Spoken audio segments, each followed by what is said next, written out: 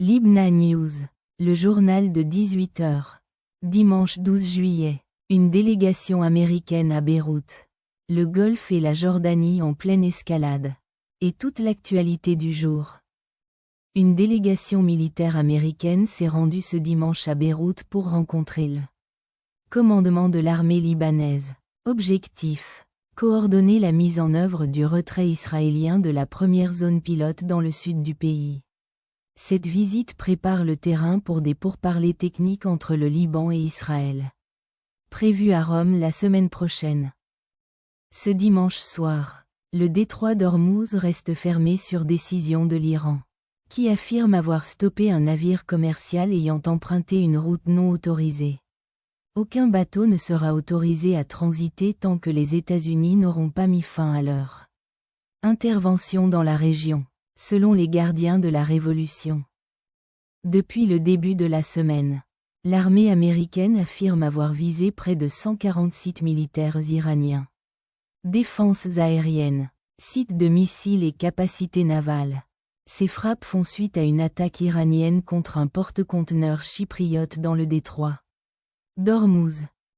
En Jordanie, les gardiens de la Révolution affirment avoir visé la base aérienne du prince Hassan avec plusieurs missiles balistiques. Un net élargissement du conflit à un pays jusque-là épargné. Amman n'a pas confirmé l'ampleur des dégâts. En Russie, l'Ukraine poursuit son offensive de drones contre les infrastructures pétrolières, touchant plusieurs raffineries et provoquant des pénuries de carburant dans certaines régions russes. Sur les marchés, les cours du pétrole restent sous très forte pression. Plus de 3% de hausse depuis l'annonce de la fermeture d'Ormuz. Un détroit par lequel transite environ un cinquième du brut mondial. Au Liban, la hausse des prix à la pompe est déjà redoutée par les automobilistes. Et parce qu'il n'y a pas que les crises.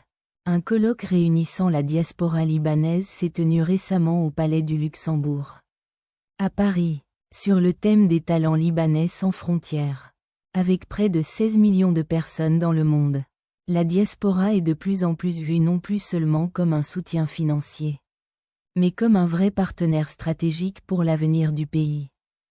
Côté sport, la France affrontera l'Espagne mardi à 21 heures, heure de Paris, en demi-finale de la Coupe du Monde 2026, à l'Athens Stadium d'Arlington, au Texas, un choc entre deux favoris, qui tombe le jour de la fête nationale française. C'est tout pour ce journal de 18 heures.